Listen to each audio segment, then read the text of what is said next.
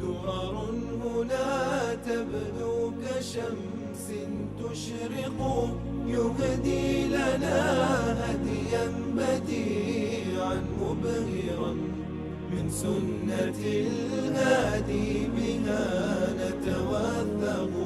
يا أيها الدرب الجميل بسعينا نحو العلا إنا هنا نتألق.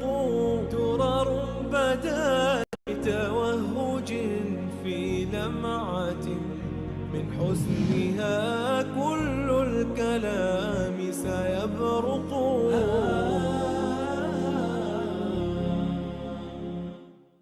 قيم تلوح ومنهج يتألق. بسم الله الرحمن الرحیم. الحمد لله رب العالمین و الصلاة و السلام علی سید الانبیاء و المرسلین حبیبنا محمد و علی آله و صحبه اجمعین. بینندگان عزیز و گرامی، سلام الله علیکم و رحمته و برکاته. در خدمت شما عزیزان هستیم با قسمت دیگری از برنامه امامان وهابی شیعه. همونطوری که میدونید در این برنامه در خدمت حضرت مولانا عبدالقدوس دهقان هستیم و موضوع برنامه هم بررسی اعتقاد محمد ابن عبدالوهاب و کسانی که متهمشون میکنن به وهابیت و همچنین بررسی عقیده امامان 12گانه شیعه. حالا اون 12میش که فعلا نیستن، همین 11 تا رو ما اعتقادات اینها رو مورد بررسی قرار خواهیم داد و در این برنامه ثابت خواهیم کرد که همون عقیده‌ای که امامان شیعه داشتن، همون اعتقادات رو محمد ابن عبدالوهاب و کسانی که متهم به وهابیت هستن همون اعتقادات رو داشتن. هیچ اختلافی بین این بزرگواران نبوده و وهابیت لولو خرخره‌ای است که آخوندها درست کردن برای دور ساختن مسلمانان از قرآن کریم و سنت صحیح رسول الله صلی الله علیه و آله و سلم. جناب حضرت مولانا خوش آمدید. در ابتدای سومین برنامه از برنامه‌های امامان وهابی شیعه خدمت شما و همچنین شما بینندگان عزیز و ارجمند عرض ادب و سلام دارم. السلام علیکم و رحمت الله و برکاته. و در خدمت جناب علی و آقایون مراجع انشاءالله خواهم بود. چرا آقایون مراجع؟ بحث ما فعلا مستقیما با مراجع است. جزاکم الله خیر. البته ما یقین داریم، همونطور که در اولین برنامه گفتیم، که این شجاعت و مردانگی رو ندارن مراجع شیعه و نداشتن در طول تاریخ که در مقابل حق و حقیقت بایستن و هیچ باطلی این شهامت و جرأت و غیرت رو نداره که در مقابل حق بایسته. اما بازم به خاطر اینکه برای شما بینندگان عزیز و گرامی جهالت و دروغ و تلبیس و خیانت این مراجع و آیات عظام اینها ثابت بشه، ما این تحدی رو کردیم و این نامه ها رو فرستادیم تا اتمام حجتی باشه و کسانی که هنوزم اندکی باور دارن به این آخوندهای دروغگو و حیله‌گر متوجه بشن که اینها همون مکارهایی هستن که فقط برای ترویج دین عبدالله ابن سبع یهودی میکشن و دشمنان قرآن کریم و سنت رسول الله صلی الله علیه و سلم و اهل بیت و اصحابش هستن. اگر به یاد داشته باشید ما در اولین قسمت از برنامه امامان وهابی شیعه 3 نامه فرستادیم برای 3 تن از مراجع معروف شیعه: ناصر مکارم شیرازی، آیت الله العظما جعفر سبحانی از جمله آیات اعظام و نجم الدین طبسی از جمله آیات اعظام. این 3 شخص بیشترین تالیفات، مقالات و تلاش در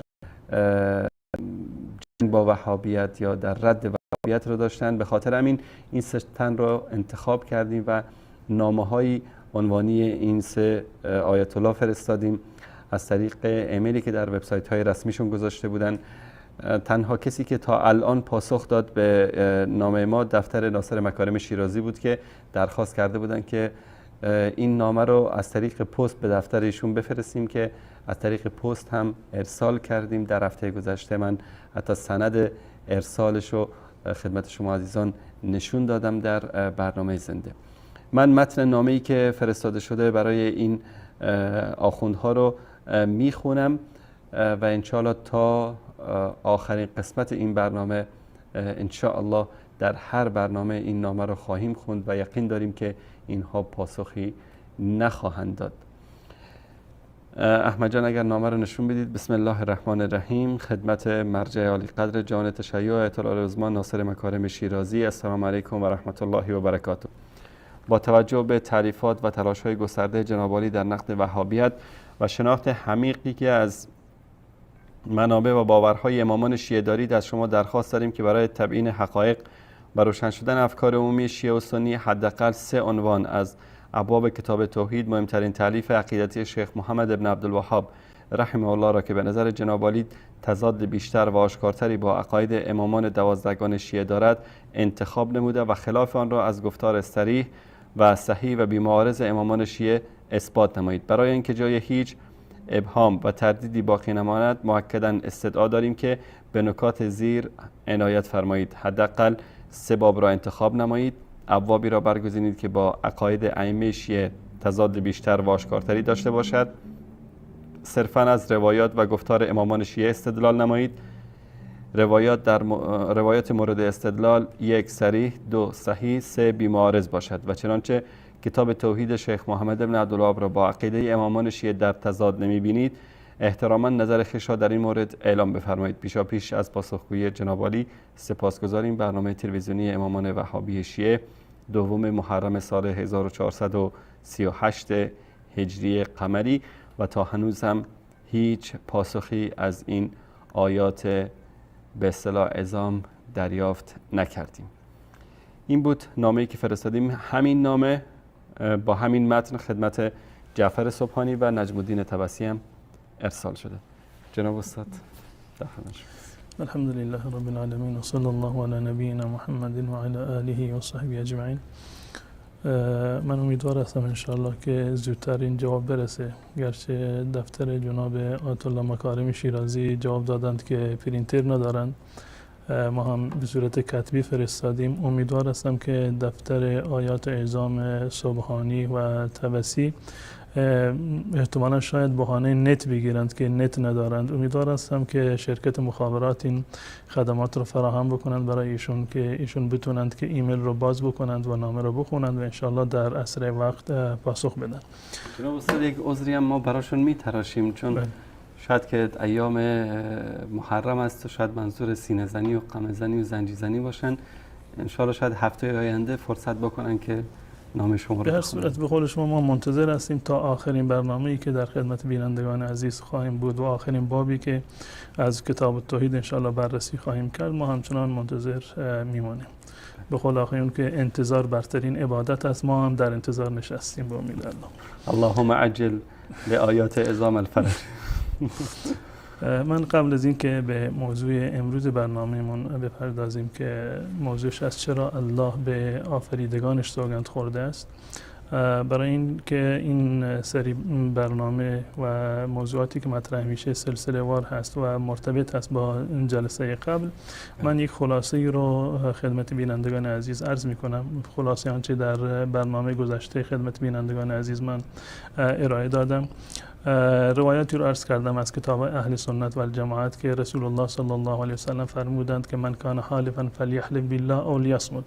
اگر کسی میخواهد که سوگند بخورد صرفا به نام الله متعال سوگند بخورد وگرنه ساکت بماند. روایتی رو که شیخ محمد ابن عبدالوهاب رحمت الله علیه در کتاب التوحید در باب 41 آورده بود از عمر ابن خطاب رضی الله تعالی عنه که ایشون رسول الله صلی الله علیه وسلم فرمودند من حلف بغیر الله فقد کفر او اشرک، که شیخ محمد ابن عبدالوهاب رحمت الله علیه از این روایت استدلال کرده بودند که قسم خوردن به نام غیر الله شرک اصغر هست. و این همین روایت رو در هفته گذشته من از کتاب‌های شیعه مانند مبسوط طوسی و مستدرک الوسائل خدمت بینندگان عزیز نشون دادم که دقیقاً همین روایت من حلف بغیر الله فقط اشرک و فی روایت فقط کفر بالله، این رو خدمت بینندگان عزیز من نمایش دادم. و در هفته گذشته من اجماع اهل سنت و الجماعت رو نقل کردم از ابن عبدالبر که ایشون گفته بودند که به اجماع اهل سنت و الجماعت قسم خوردن خوردن به غیر الله متعال مکروه است. اجمع العلماء علی ان الیمین بغیر الله مکروهتون، که مکروه است. برخی گفتند حرام هست و حد اقل تنازلی هم که دادند گفتند که مکروه است. مکروه بودنش یک امر مورد اجماعی هست. و همچنین از کتاب‌های شیعه نقل کردند از شریف مرتضی که در کتاب الانتظار گفته بودند که فلا خلاف فی ان الحالف بغیر الله تعالی عاص مخالف لما شرع من کیفیت الیمین. هیچ اختلافی وجود ندارد که کسی که به نام غیر الله سوگند بخورد عاصی هست، گناهکار هست و مخالف اون روشی هست که در مورد سوگند خوردن مشروع هست. و همچنین از آیت الله گلپایگانی در کتاب القضایشون من نقل کردم که گفته بودند که ان الاخبار الوارده فی النهی عن الیمین بغیر الله فوق حد التواتر. روایاتی که از طریق شیعه نهی کردند از قسم خوردن به نام غیر الله به نام مخلوقات و آفریدگانش، این روایات فوق حد تواتر هستند.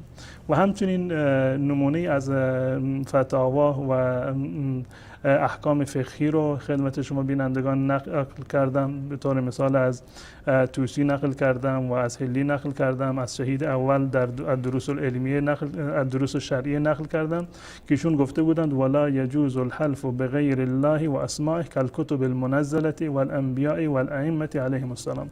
جایز نیست سوگند خوردن به نام غیر الله و اسما و صفات الله، یعنی به غیر از نام الله و صفات الله سوگند خوردن به چیزی دیگر جایز نیست، مانند کتاب‌های آسمانی، مانند پیامبران و مانند انبیا علیهم السلام.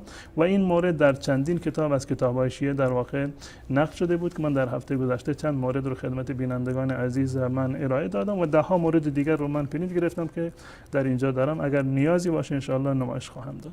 این خلاصه بود از مطالبی که در هفته گذشته خدمت بینندگان عزیز عرض کردم. جزاکم الله خیر. جناب استاد، بینندگان عزیز اگر اطلاع داشته باشند در هفته گذشته آخرین تماس ما در برنامه، بیننده گرامی فرمودند که الله سبحانه و تعالی در قرآن کریم به بندگانش قسم خورده و تین و زیتون گفته و لیل گفته و بلد الامین گفته و به مخلوقات خودش شاید به چیزای خیلی یعنی کوچک و بی ارزشی سوگند یاد کرده. چرا سوگند خوردن به غیر الله شرک است در حالی که الله سبحانه و تعالی به این چیزایی که خیلی پایین‌تر از مثلا از اولیا و از ائمه و از انبیا هست قسم یاد کرده، مثلا با تین و زیتون؟ حالا انجیر و زیتون ارزششون بالاتره یا که امام علی و امام حسن و ابوالفضل و فاطمه زهرا؟ قطعا ارزش هر انسانی، ولو اینکه بدترین انسان باشه، ولو اینکه کافر هم که باشه، ارزشش از یک دانه انجیر یا موارد دیگر بالاتر هست. ارزش بیشتری رو داره، چه برسه به ائمه اهل بیت رسول الله صلی الله علیه و سلم. این موردی که بیننده ما فرمودن در آخر برنامه و در وقت تماس ها، این مطلبی هست که آقای آیت الله سبحانی و همچنین آیت الله طبسی در کتاب خودشون ذکر کردن، همان گونه که در هفته گذشته من خدمت شما نمایش دادم و این کتاب رو که این رو از کشف الارتیاب گرفته بودند، از کشف الارتیاب آملی این مطالب رو گرفته بودند و هر این دو نفر از مراجع یا آیات شیعه این مطالب رو از اونجا نقل کرده بودند، احیانا ترجمه کردند یا اینکه بازنویسی کردند، منتها همان دقیقاً همان مطلبی هست که آملی در کتاب کشف الارتیاب خودشون بیان کردن. ما برای این که بحثی که ارائه میدیم خدمت بینندگان عزیز بر اساس واقعیت باشه، بر اساس صداقت باشه، من دقیقاً آن حرفی رو که علمای شیعه گفتند، یک بیننده شاید از یک کتابی خونده باشه، شاید از یک مرجعی شنیده باشه، از یک سخنرانی شنیده باشه که حرفش چندان معتبر نیست، اما وقتی که یکی از مراجعش این حرف رو بزند، این ارزش علمیش یک مقداری بالاتر هست. به این خاطر من اصل حرفی رو که خود این آقایون نوشتن در کتاب خودشون، این مطلب رو انشاءالله خواهم آورد و با اصول علمی پاسخ خواهم داد. جناب آیت الله سبحانی در کتابی که قبلا نمایش دادم، آیین وهابیت، که تقریبا اولین کتابی هست که ایشون در باب رد وهابیت نوشتن. بعد از این کتاب‌های متعدد دیگری رو تالیف کردن.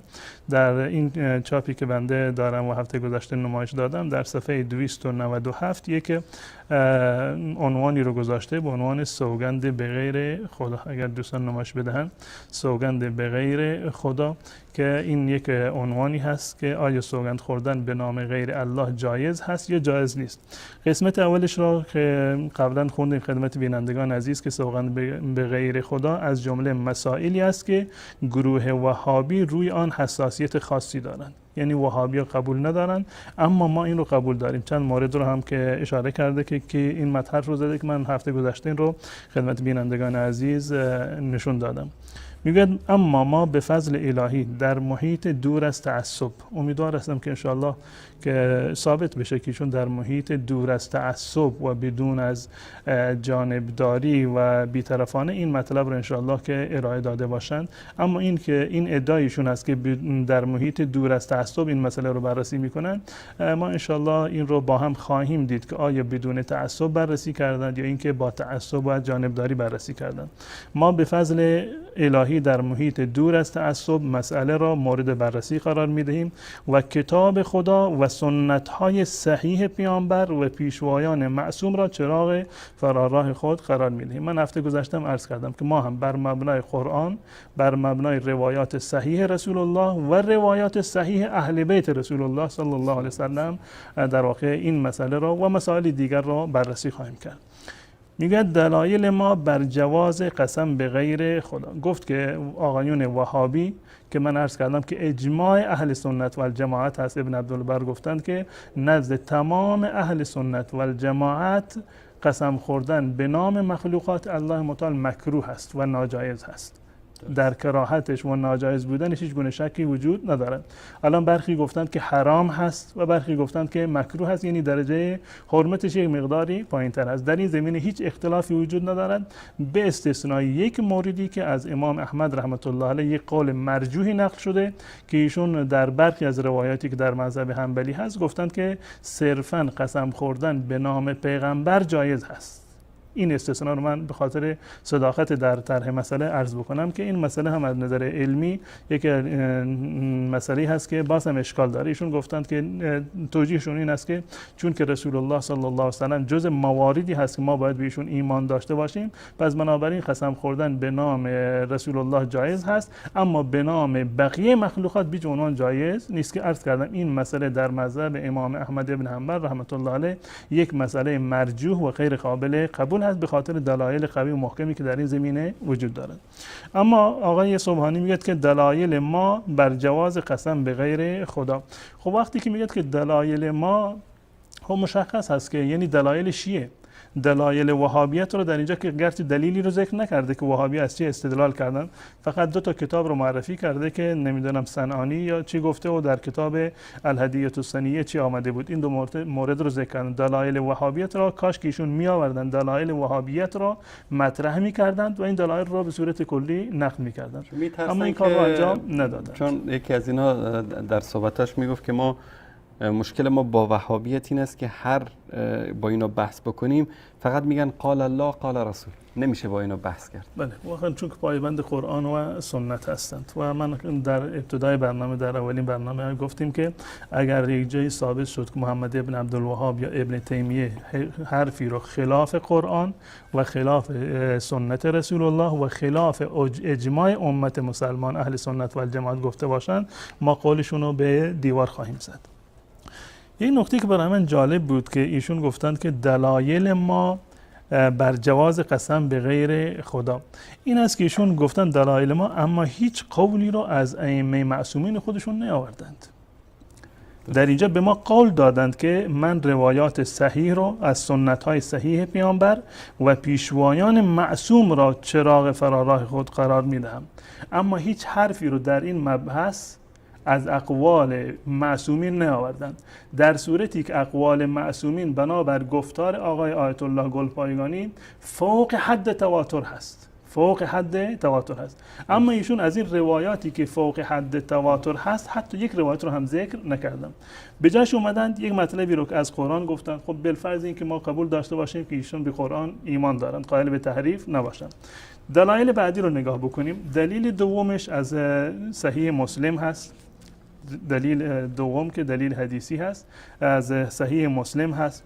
دلیل سوم که آورده که حدیث دوم هست بازم از حدیث از صحیح مسلم هست.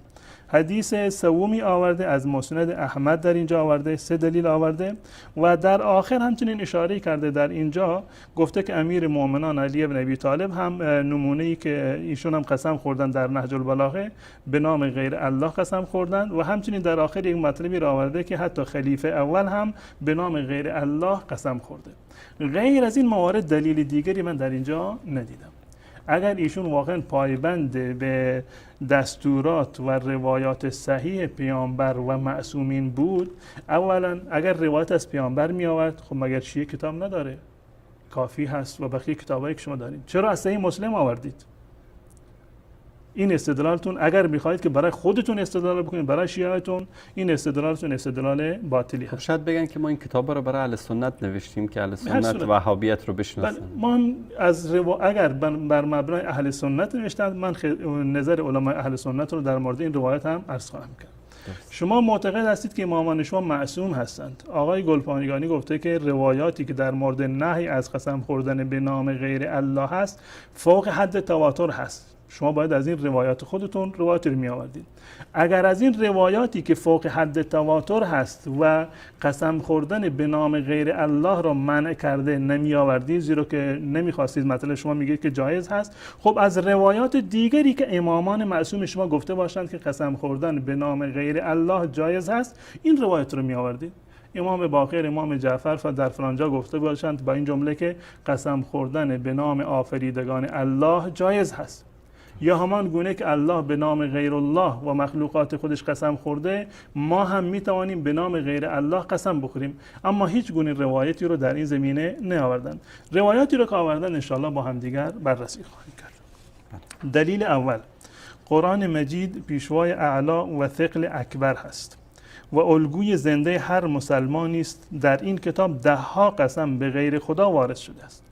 تا اینجا ما هیچ گونه اشکالی روی حرفیشون نداریم. 10 بله قسم هست و حدودا شاید 40 مورد باشند که الله متعال به مخلوقات خودشون قسم خوردن که گردآوری همه آنها موجب گسترش بحث می شود. ما نمیخوایم که شما تمام این موارد رو بیارید، زیرا که اختلافی در این زمینه نداریم که الله متعال به مخلوقات و آفریدگان خودشون قسم خوردن.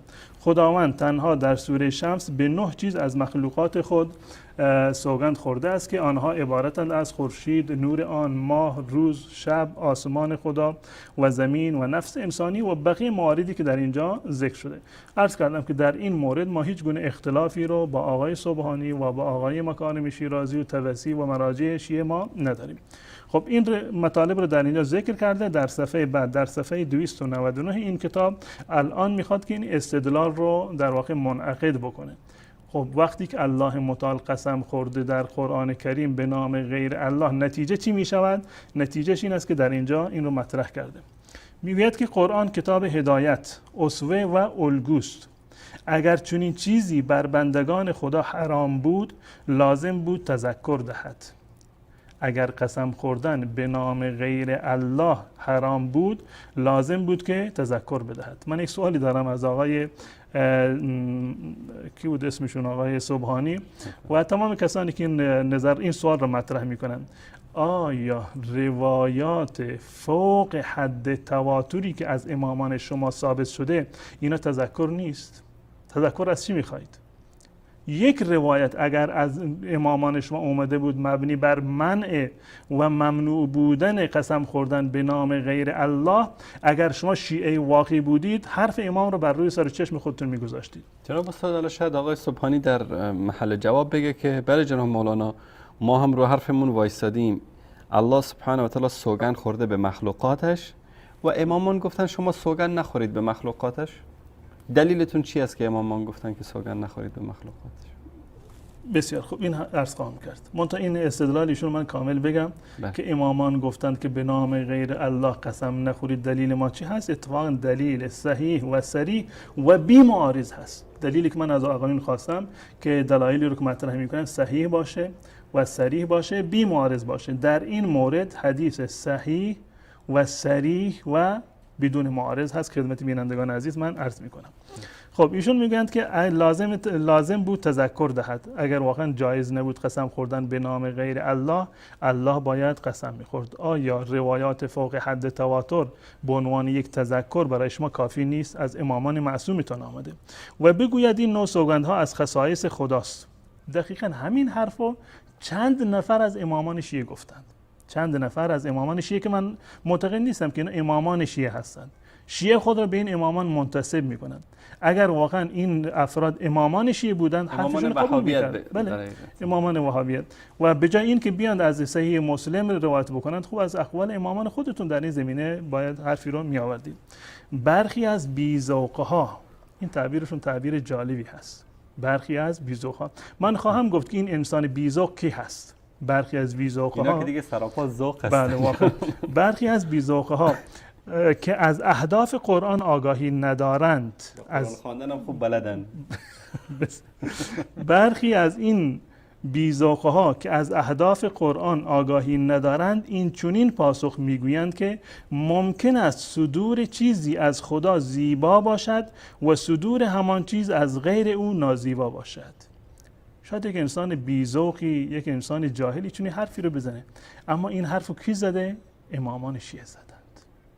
یعنی توهین کرده به این امام. توهین صریحی هست به امام باقر و امام ابو جعفر ثانی که امام جواد هست. دقیقاً همین حرف رو این بزرگواران زدند.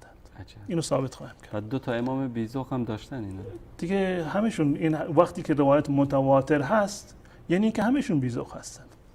در ادامه ولی پاسخ آن روشن هست. ایشون دارن به کی پاسخ میدن؟ به امام باقر. به امام باقر و امام جواد.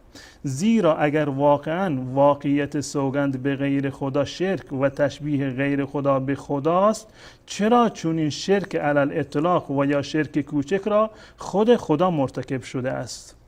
آیا صحیح است که خدا عملاً برای خیش شریکی قائل گردد و غیر خدا را از چنین شریکی باز دارد؟ این سوالی هست که آقای سبحانی از امام باقر کردن که حالا ما می‌بینیم که آقای امام باقر رحمت الله علیه چه جوابی دادن. خب برای اینکه حرف در واقع منعقد باشه، برای اینکه بحثی مقدارم طولانی بشه، من دوست دارم که نظر آقای آیت الله طبسی رو هم در اینجا ببینیم. جالب این است که آقای آیت الله طبسی فکر کنم که مستقیما از کتاب آیت الله سبحانی تقلبی کردن. دقیقاً همون تعبیرات رو قبلا هم نشون دادن. حتی اسم کتاب رو که از من کشف الارتیاب آورده بودن اشتباه گفته بودن. من فکر میکنم که ایشون مرجعشون کشف الارتیاب نبوده بلکه آیین وهابیت بوده، بدون اینکه آدرسی رو در اینجا بدن. اینا مثل این بچه‌ای که سر کلاس درس وقت امتحان ازم دیگه تقلب میکنم، مثل این آیات اعظام هم این کار انجام میدن. دقیقاً. نه حتی آیات اعظام، حتی یعنی مراجع بزرگ شیعه، این امثال توسی و مفید و نمیدونم بقیه، این موارد در کتاباشون بسیار فراوان هست. خب در اینجا میگن در صفحه 303 کتابشون که در مورد نقد وهابیت نوشتن، وهابیت در ترازوی نقد، در صفحه 303 میگن نقد و بررسی دیدگاه وهابیت. قبلا موردی رو که گفته بودند که سنانی چی گفته، در هفته گذشته خدمت بینندگان عزیز من ارائه دادم. خود خداوند متعال، پیامبر صلی الله علیه و سلم، صحابه، تابعان و مسلمانان از گذشته تا کنون به غیر خدا سوگند یاد کردند. خداوند در قرآن کریم این موارد قسم میخورد. والعصر و بقیه مواردی که در اینجا ذکر کرد دقیقاً همون مواردی هست که آقای ناصر مکارم و قبل از آقای سبحانی و قبل از سبحانی آقای آملی در کشف الارتیاب ذکر کردند. خب بعد از این که این مطلب رو آورده، آقای سبحانی گفته بودند که اگر برخی انسان‌های بی‌ذوق بیان چنین حرفی رو بزنن، جوابش این هست. این آقای طبسی دقیقاً همین حرف رو با یک تعبیر دیگر گفتند، یک انشاء دوباره این جلوی خودشون گذاشتند و بازنویسی کردند. شاید کسی بگوید ما قبول داریم که خداوند به غیر خودش قسم خورده ولی این دلیل نمی شود ما هم بتوانیم به غیر خداوند سوگند یاد بکنیم. خب شاید یکی بگه که وقتی که الله قسم خورده به غیر الله، خب الله اختیار داره. ما به عنوان مخلوق و آفریدگان الله اجازه نداریم به آن چیزی که الله قسم خورده ما قسم بخوریم. الان این شاید کسی بگوید، این کس کی هست؟ دقیقاً امام باقر و امام جواد هستند که این حرف رو زدن. این آقایون شرم دارند که بنویسند که عقیده ما برخلاف عقیده امام باقر هست. اومدند آقای سبحانی گفته اگر انسان بی‌ذوقی چون این حرفی بزند، آقای طبسی میگوید که شاید کسی بگوید. این کس کی هست؟ در اینجا مشخص نکردم. در پاسخ به چون اشکالی ما میگوییم، سوگند به غیر خدا از سوی خود خداوند نشان میدهد که چنین کاری نازیبا به شمار نمی رود. این تعبیر نازیبا به شمار نمی رود دقیقاً همون تعبیری هست که آقای سبحانی گفته بود. بر اساس پندار وهابی ها به جای این که بگی پندار وهابی ها، این با کلمه وهابی ها رو شاید کاش برمی داشتی، میگفتی بر اساس پندار باقر، بر اساس پندار امام جواد، زیرا که این حرف امام جواد هست و امام باقر. خداوند نیز با یاد کردن سوگند به غیر خودش نعوذ بالله باید مرتکب شرک اصغر شده باشد. اکنون از آنان میپرسیم مردم که به پیروی از خدا به غیر او سوگند یاد میکنند چه تقصیری دارند؟ واقعا سوال وجیهه. یعنی سوالی هست که اصلا جواب نداره و نمیدونم چه جواب باید به این انسان‌های بازوق بدیم. آیا عمل آنها اشکال دارد؟ کاری رو که الله خودش انجام داده اگر انسان انجام بدهد آیا اشکال دارد؟ به نظر ما چون این سوگندی هیچ اشکالی ندارد. کسی نیست که از این آقای طبسی بپرسه که نظر شما در مقابل کی هست؟ از یک طرف امام باقر نظرشو گفته، امام جواد نظرشو گفته که آقا این کار درست نیست. ایشون اومدن در مقابل امام باقر و امام جواد گفتن نه نظر ما هم این هست، شما حرفتون خب حرفی باشه که برای خودتون معتبر هست، اما حرف ما، نظر ما در مقابل نظر شما این هست که به نظر ما چون این سوگندی به هیچ اشکالی ندارد، زیرا اگر بندگان با سوگند به غیر خدا مخلوق را از نظر عظمت به خدا تشبیه کرده باشند و کار آنها به دلیل شرک بودن آن نازیبا باشد، آن عمل از سوی خداوند نیز باید قبیح باشد. کاری رو که برای بنده قبیح هست خب برای الله هم باید قبیح باشه. تفاوتی بین الله و بنده نباید وجود داشته باشه، زیرا در هر صورت سوگند به غیر خدا شرک محسوب می شود و صدور آن از طرف خداوند متعال نیز واقعیت آن را تغییر نمی دهد. این خلاصه دلیل اولی بود که آقایون در این کتاب‌های خودشون در واقع ذکر کردن که من کاملا حرف این بزرگواران رو خوندم. فقط یک نکته رو میگم که ایشون میگن که در میان الله و بندگان الله نباید تفاوتی باشه. یکی از صفات الله کبریا هست، تکبر داره الله متعال. آیا جایز هست که ما هم تکبر داشته باشیم؟ تفاوتی که نباید وجود داشته باشه. اگر تکبر برای الله متعال یکی از صفات کمال هست، خب برای انسان هم باید صفات کمال باشه. چرا الله متعال میفرماید که هر کسی تکبر داشته باشه من اون رو واژگون در آتش جهنم میاندازم؟ و خلاصه مطلبی که این دو مرجع شیعه گفتند، نمیدونم که آقای طبسی مرجع هست یا تنها آیت الله العظما هست یا آیت الله الصغرا، نمیدونم. به هر صورت این تعبیر رو دوستان شیعه به من ببخشند. آیات عظام من گاه وقتی یا اگر اشتباها گفتم مرجع و مرجع نیستند شما معاف بفرمایید. سخنشون این است که یک کاری رو اگر دو نفر متفاوت انجام بدهند نباید قبیح باشه. اگر قبیح هست هر دوتا قبیح بود. اگر یک کاری زشت هست خب چه زید اینو انجام بدهد چه امر انجام بدهد هیچ گونه تفاوتی رو نداره. بنابر تعبیر این آقایون اگر الله یک کاری رو انجام داد یعنی زیبا هست، بنده هم انجام بدهد زیبا هست. اگر برای غیر الله نازیبا هست برای الله هم باید نازیبا باشه و همچنین عکسش. اگر برای انسان نازیبا هست برای الله متعال هم باید نازیبا باشه. این گونه درست نیست که الله متعال خودش یک کاری رو انجام بده باز به بندگان بگه نه شما حق نداری این کار رو انجام بدید. دقیقاً نمیدونم چه تشبیه بکنم که بینندگان عزیز اینو بفهمن.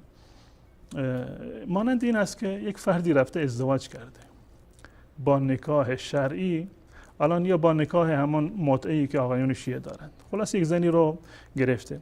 خب کاری که بین زن و شوهر جایز هست همه میدونن. آیا می شود که یک فرد بیگانه، یک فرد زانی بیاد با همسر یک فردی همون کاری رو که شوهرش انجام میده همون کار رو انجام میده، زناکار کاری دیگری انجام نمیده، دقیقاً همون کار هست، بیاد استدلال بکنه که چگونه وقتی که شوهر این کار رو انجام میده ثوابه، براش حلاله، اون وقت برای من حرام باشه؟ مگر می شود که یک کار واحد از دو نفر دو حکم متفاوت داشته باشه؟ جوابش چیه؟ جوابی وجود نداره دیگه. این از نظر عقلی هست که پاسخش رو واگذار میکنیم به خود این آیات عظام یا مراجع کرام شیعه. اما در جواب اینها ما میریم روی سراغ امامان شیعه که چی گفتن. این انسانای بی‌ذوق به تعبیر آقای سبحانی و اگر کسی بگوید که چنین و چنان هست، جواب ما این هست و نظر ما در مقابلش این هست. من کتاب آقای جعفر سبحانی رو میبندم و کتاب آقای امام باقر رو من خدمت بینندگان عزیز باز میکنم. در کتاب فروع کافی، کتاب فروع کافی هست، دوستان نمایش بدن، کتاب فروع کافی و همچنین روضه کافی جلد 6 تا 8 این هست. از این چاپی که ما داریم ثقة الاسلام محمد ابن یعقوب کلینی هست. در این کتاب در صفحه 584 یعنی جلد 7 کتاب اصول کافی هست، جلد 7 کتاب اصول کافی و از این چاپی که بنده دارم صفحه 584 هست. در اینجا یک بابی رو داره، باب 1774 شماره بابش هست. باب عنوانش این است که انه لا یجوز ان یحلف الانسان الا بالله عز وجل، جایز نیست که انسان سوگند بخورد مگر با نام الله متعال. نمیدونم این مراجع بیان این جمله رو برای شیعیان خودشون و برای مقلدان خودشون تعریف بکنن، ترجمه بکنن که در اینجا آقای کلینی گفته که جایز نیست که انسان سوگند بخورد مگر با الله متعال، به نام الله متعال. بگذاریم از این. روایت اول، روایت 11899 از شماره مسلسلی که در کتاب اصول کافی هست. علی ابن ابراهیم از پدرش، از ابن ابی عمر، از حماد، از محمد ابن مسلم. این سند یک سند معتبر هست، روایتش هم صحیحه، صحیح که بینندگان این روایت رو آقای مجلسی پسر باقر در کتاب مرآت العقول گفتند که حسن هست. در این روایت از محمد ابن مسلم اومده که همون 4 نفر برتر شیعه هست، یعنی 4 راوی برتر شیعه که یک از اونها محمد ابن مسلم هست. قال قلت لابی جعفر، به امام ابو جعفر یعنی امام باقر من گفتم، قول الله عز وجل واللیل اذا یغشی، واللیل اذا یغشی، همون دقیقاً همون چیزی که آقای سبحانی آورده بودند، گفتند که در قرآن این قسم اومده. و النجم اذا هوا، الله متعال در اینجا قسم خورده به لیل و همچنین به نجم، و النجم اذا هوا و ما اشبه ذلك، و موارد دیگری که در این مورد اومده که آقای سبحانی گفتند که 10 مورد هست. بنده عرض کردم که 40 مورد، شاید بیش از 40 مورد باشند که الله متعال به مخلوقات و آفریدگان خودش قسم خوردن. خب سوال این است که وقتی که الله متعال به مخلوقاتش قسم خورده، آیا ما می توانیم که ما هم مثل الله متعال به مخلوقات الله متعال قسم بخوریم یا خیر؟ امام باقر فرمودند ان لله عز وجل ان یقسم من خلقه بما شاء، الله متعال مجاز هستند که قسم بخورند از مخلوقات خودشون به هر چیزی رو که میخوان، به هر کدام از آفریدگان خودش الله متعال وقتی که قسم یاد بکند و سوگند بخورد این حق و این اجازه را دارد. ولیس لخلقه ان یقسموا الا به، ولیس لخلقه ان یقسموا الا به، و جایز نیست. این لیس را تعریف بگید معنیش چی هست. جایز نیست، درست نیست، یا اینکه نیست، یک چیزی که نیست، جایز نیست، حلال نیست، مباح نیست، این ترجمه بکنن آقای مراجع برای ما. و جایز نیست برای خلقش، یعنی برای بندگان جایز نیست که قسم بخورند الا به، جز به نام الله متعال. این حرف وهابیته. آیا امام باقر کسی هست که آقای تبسمی اگر کسی بگوید؟ آیا امام باقر بنابر تعبیر آقای سبحانی انسان بی‌ذوقی هست که این حرف رو زدن؟ در ادامه روایت دیگری هست، باز هم با سند معتبر، علی ابن ابراهیم از پدرش از ابن ابی عمر حماد از حلبی عن ابی عبدالله قال لا ارى ان يحلف الرجل الا بالله. من معتقد نیستم، من صلاح نمیدونم، این نظر رو ندارم که کسی به نام غیر الله سوگند بخورد. الان این کتاب رو میگذاریم اینجا. این روایت اول هست که خدمت بینندگان من عرض کردم که از امام باقر هست. غیر از امام باقر از امام جواد هم این مطلب نقل شده و این عنوان باب که باب انه لا یجوز ان یحلف الانسان الا بالله عز وجل، این در بسیاری از کتاب‌های شیعه وجود دارد. و این نقطه رو عرض بکنم از نظر علمی، وقتی که یک نویسنده میاد یک عنوان بابی رو، عنوان یک باب رو مشخص میکند، یعنی این که روایات در این زمینه صحیح هستند و حداقل یک روایت صحیح دارد که این باب منعقد باشه، نظر خودش رو بیان کرده و روایاتی رو در این زمینه برای اثبات نظر خودش آورده. این کتاب فروع کافی هست. و میریم سراغ کتاب دیگر، تفصیل وسایل شیعه. تفصیل وسایل شیعه، دوستان نمایش بدن. تفصیل وسائل شیعه الى تحصیل مسائل الشریعه، تعلیف الشیخ محمد ابن الحسن الحر العاملی، متوفی 1104، جزء 8 هست. این چاپی که بنده در اختیار دارم که چاپ فشرده هست و چند جلد رو در یک جلد چاپ کردن. تصحیح و تدقیق مرکز امام حسن مجتبی علیه السلام لتحقیق و دراسات. در این کتاب ببینیم که در واقع چی میگوید. در این کتاب در صفحه 325 و در کتاب الایمان هست، صفحه 325 و در کتاب الایمان هست. باز هم دقیقاً همان عنوانی رو که در کتاب فروع کافی بود در اینجا هم وجود داره. از چاپ‌های دیگری که به اصطلاح تک جلدی هستند، این آدرس این کتاب صفحه جلد 16 صفحه 158 هست یا 159. در اینجا میگوید که باب سیوم در کتاب الایمان میگوید که باب انه لا یجوز الحلف ولا ینعقد الا بالله، جایز نیست قسم خوردن و همچنین منعقد نمی شود، که این مطلبی هست که دوباره انشاءالله به صورت مفصل تر عرض خواهم کرد. و قسم منعقد نمی شود مگر با الله و اسماء الله الخاصه، اسمای ویژه و اختصاصی الله متعال، و نحو قوله لعمر الله ولا الله. و این جمله لعمر الله ولا الله را اینم گفته که جزء مواردی هستند که در واقع قسم شمرده میشن. روایت یکم در این باب هست و روایت 29519 هست، شماره مسلسل کل کتاب. محمد ابن علی ابن حسین با سند خودش از علی ابن مهزیار قال قلت لابی جعفر الثانی، این ابو جعفر ثانی هست، ابو جعفر باقر نیست، این امام جواد هست. بله، میگه من بهشون گفتم جعلت فداک، من فدایت بشم، فی قول الله عز وجل، در مورد این آیه واللیل اذا یغشی والنهار اذا تجلی و قوله والنجم اذا هوی و ما اشبه هذا. منظور چی هست؟ الله به مخلوقات خودش قسم خورده. الان چیزی که در اینجا مقدر هست یعنی اینکه سائل سوال میکنه که آیا ما هم میتوانیم که به نام غیر الله قسم بخوریم؟ فقال، امام جواد فرمودند که ان الله عز وجل یقسم من خلقه بما شاء، الله به هر چیزی از بندگانش بخواهد قسم میخورد. ولیس لخلقه ان یقسموا الا به، اما بندگانش اجازه ندارند که قسم بخورند مگر با نام خود الله.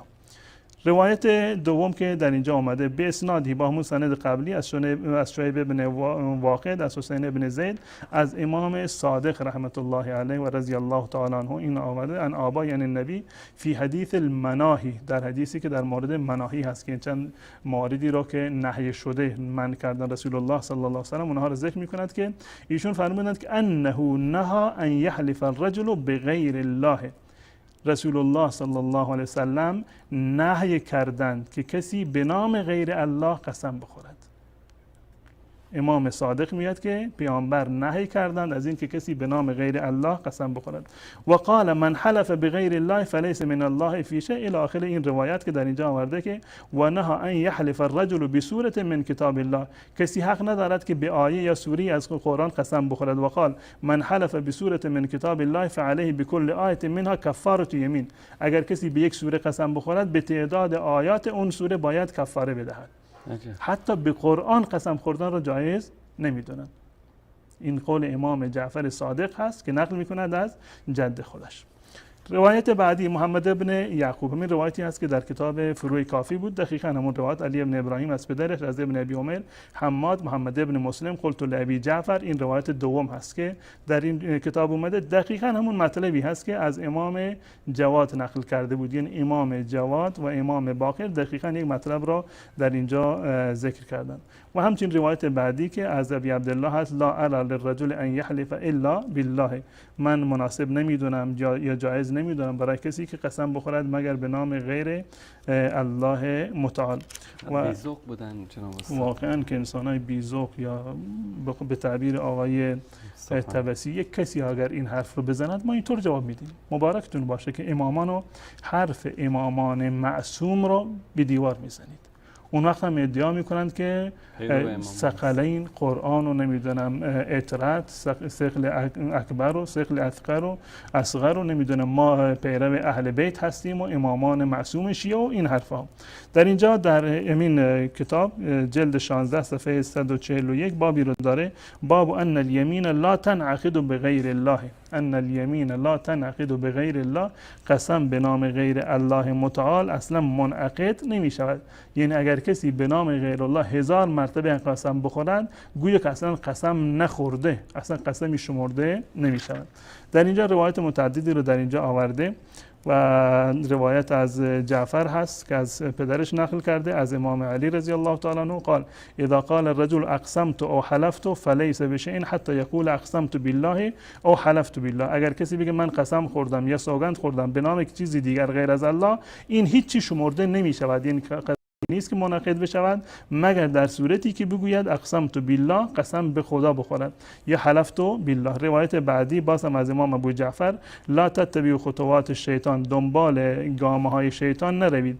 قال كل یمین بغیر الله فهی من خطوات الشیطان، هر قسمی به نام غیر الله این در واقع پا نهادن پشت سر شیطان هست، پیروی از شیطان شمرده می شود. و روایت متعددی که در این زمینه اومده.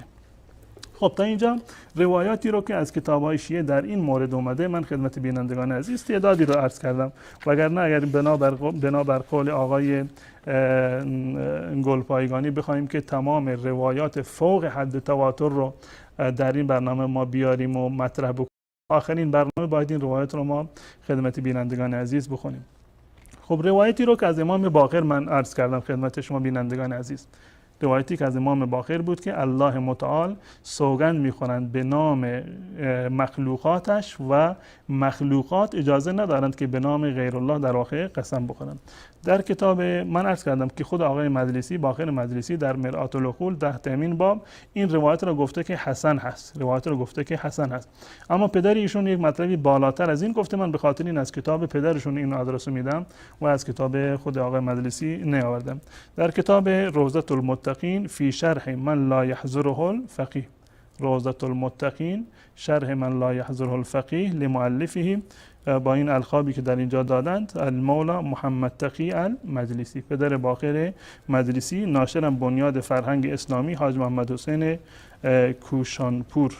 البته این روایت رو حالا بخونید ما میشنیم ان شاء الله، منتها شاید این روایت رو رد بکنن آقایون مراجع. بسیار خوب، چون میدونید که ایشون حشیش میزدن، گفتن شاید موقعی که حشیش زدن این روایت رو همینطوری آوردن دیگه، زیاد شما هم گیر ندید بهش. نه نمیشه که این روایت رو چی بکنم، زیرا که خب پسرشون اونم حشیشی بوده، آقای مجلسی پسر، اونم گفته حسن هست. و غیر از این فاضل لنکرانی که جز معاصرین از آیت الله فاضل لنکرانی در کتاب تفصیل الشریعه در صفحه 222 این گفتند که این روایت صحیح است. غیر از فاضل لنکرانی محقق نراقی در کتاب مستند الشیعه جلد 17 صفحه 466 گفته که این روایت صحیح است. یعنی افراد زیادی، من نمیخوام که تمام کسانی که این روایت رو تصحیح کردن عرض بکنن، زیرا که در این هیچ گونه شک و شبهه وجود نداره.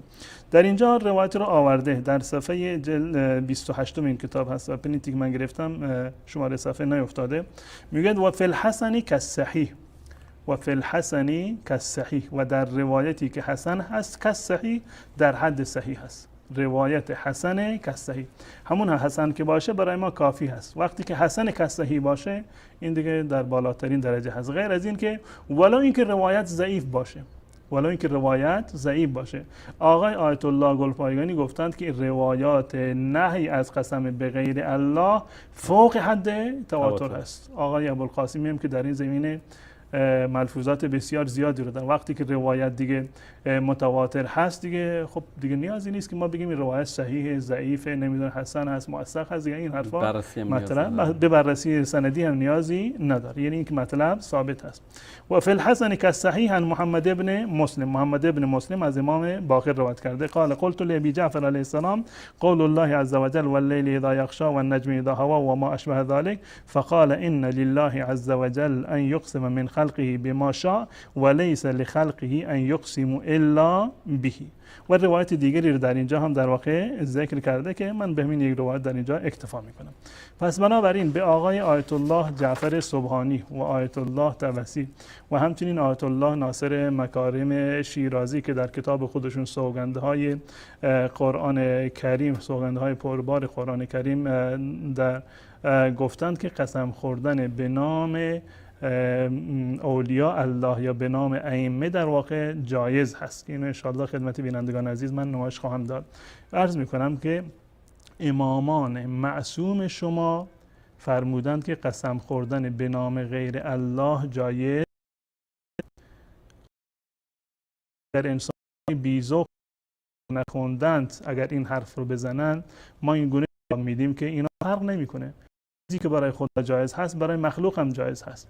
خب امام معصوم شما که شما قول واجب الاتباع هست، معصوم هست، حرف بی ربطی رو و حرف نادرستی رو نمیزنند، آن هم با سند صحیح و با روایات متواتر هشدار دادند، گفتند که مواظب باشید الله متعال به مخلوقاتش قسم میخورد، اما شما دارید که به نام غیر الله و مخلوقات الله متعال قسم بخورید. گرچه شما نظر خودتون رو بیان کردید و قول امامان معصوم رو به دیوار زدید، ثابت کردید که شما شیعه اثناعشری نیستید، پیرو مکتب ائمه اهل بیت رسول الله صلی الله علیه وسلم نیستید، بلکه یک مذهب جدا از اجماع مسلمانان رو آوردید. من قبلا از خود علمای شیعه متقدمین شیعه نقل کردم که اصلا قسم خوردن به نام غیر الله و معصیت و درست نیست، ناجایز هست، اما شما معتقد هستید که برخلاف وهابیت که در کنار وهابیت امام باقر هم هست و امام در واقع جواد هم هست که میگن قسم خوردن به نام غیر الله متعال جایز نیست. من یک سوالی دارم که آیا محمد ابن عبدالوهاب اونگونه که ما میبینیم همین حرفی رو زدند که امام باقر گفته، چیزی دیگری در کتاب خودش اینو نگفتند؟ آیا محمد ابن عبدالوهاب و ابن تیمیه پیرو اهل بیت رسول الله صلی الله علیه و سلم بوده اند یا این که امام باقر و امام جواد وهابی بودند؟ کدوم یکی رو قبول میکنید؟ گزینه سوم که در این نامه‌ای که من به شما نوشتم از شما خواستم این است که بیایید ثابت بکنید که این حرف امامانتون و در کنارش ابن تیمیه و محمد ابن عبدالوهاب باطل هست، با سند صحیح، روایات صحیح و صریح و بیمارز بیایید اینو ثابت بکنید تا اینکه برای مقلدان شما و برای طلاب شما هم انشاءالله این قضیه کاملا روشن و واضح و آشکار باشه. و سوال دیگری که من دارم این است که با چه مجوزی شما مقلدان خودتان را به جهتی سوق می دهید که امامان شیعه آن را شرک نامیدند؟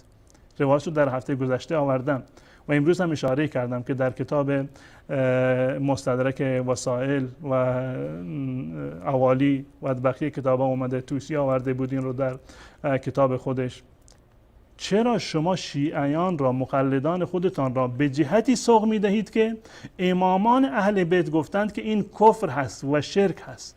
الان چه شرک اصغر باشه یا چه شرک اکبر باشه؟ بنابر چه دلیل و مجوزی شما در برابر نص صحیح و صریح و غیر معارض و بلکه متواتر ائمه خودتون اجتهاد میکنید؟ آیا اجتهاد در مقابل نص و قول امام جایز هست؟ قطعا جواب شما این است که جایز نیست. پس بنابر چه دلیل و با چه مجوزی شما قول امام معصومتان را به دیوار زدید؟ بله بینندگان عزیز گرامی، اگر شنیده باشید روایتی رو به دروغ به امامان اهل بیت نسبت میدن که خالف العامه فإن فیه الرشاد، با عموم مسلمان ها مخالفت بکنید که راه درست همون راه هست. و امامان اهل بیت هم چون از جمله ائمه بزرگوار عامه مسلمان ها و اهل سنت هستند، اونا هم در این ضمن قرار گرفتن و امروز ثابت شد بر شما عزیزان که حتی مراجع اینها، علمای اینها، آیات عظام اینها مخالف صریح اقوال اهل بیت رسول الله صلی الله علیه و سلم فتوا میدن و کتاب می نویسن و بلکه به اونها توهین هم میکنن و اونها رو انسانهای بی‌ذوق خطاب میکنن. با برنامه امامان وهابی شیعه در خدمت شما عزیزان هستیم. میان برنامه میبینیم و دوباره برمیگردیم خدمت شما بزرگواران. با ما همراه باشید.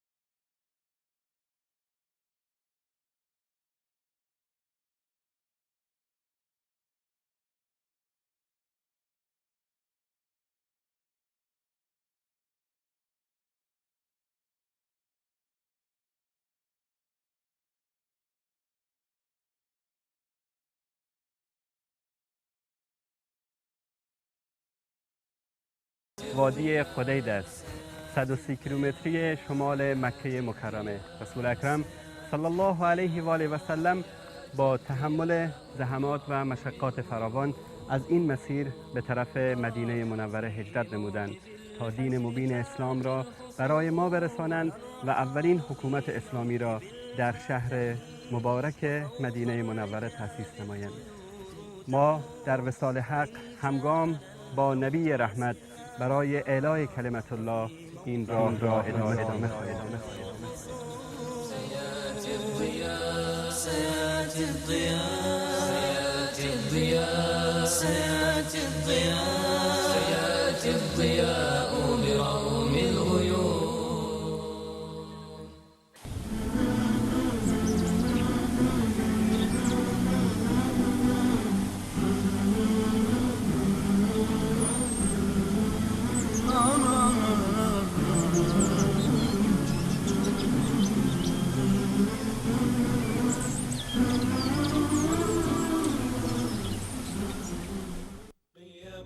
تلوح ومنهج يتألق، درر هنا تبدو كشمس تشرق، يهدي لنا هديا بديعا مبهرا من سنة الهادي بها نتوثق. يا أيها الدرب الجميل بسعينا نحو العلا إنا هنا نتألق، درر بدات بتوهج في لمعة من حسنها كل الكلام سيبرق.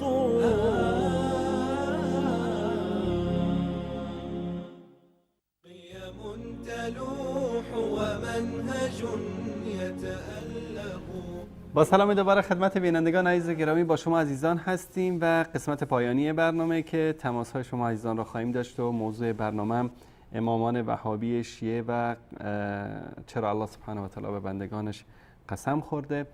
و سوال ما از شما عزیزان این خواهد بود که حرف کی رو قبول دارید؟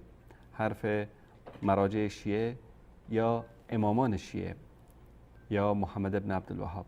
در حالی که حرف محمد ابن عبدالوهاب و امامان شیعه هیچ فرقی نداره در این زمینه.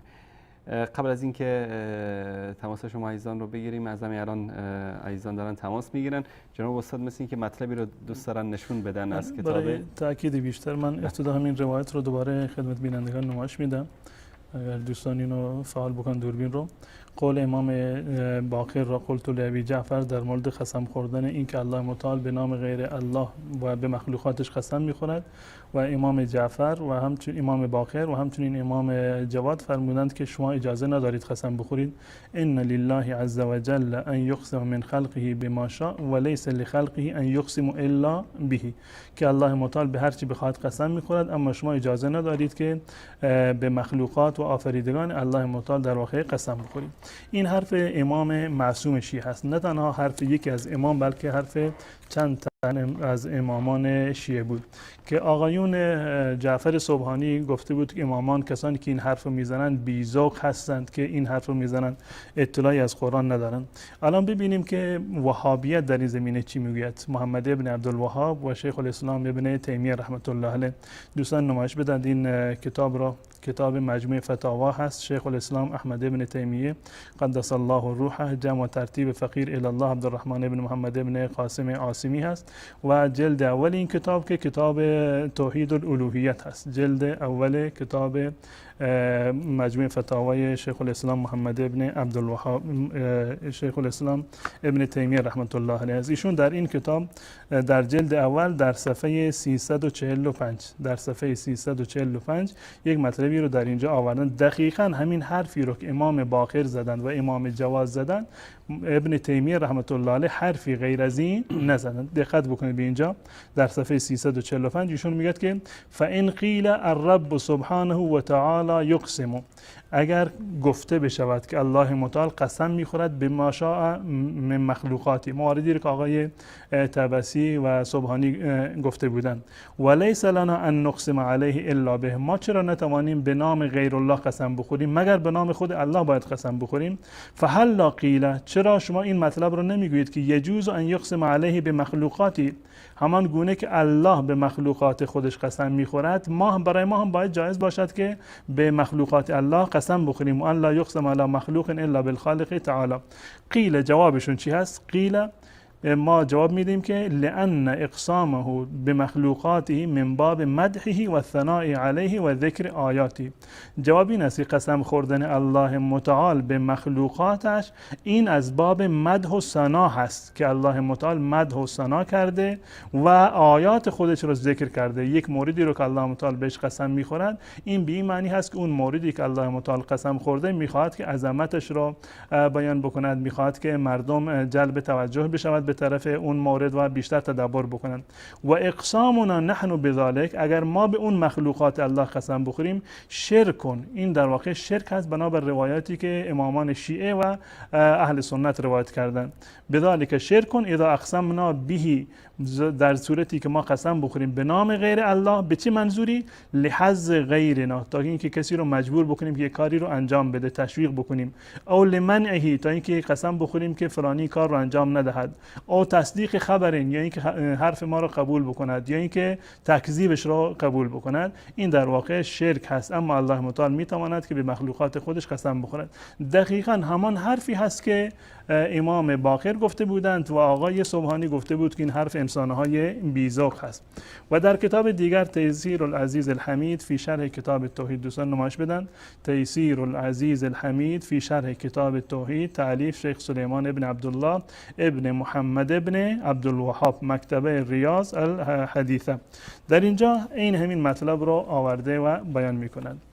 فإن قیل ان الله تعالی اقسم بالمخلوقات فی القرآن، دقیقا همون سوالی که از امام باقر شد و از امام جواد.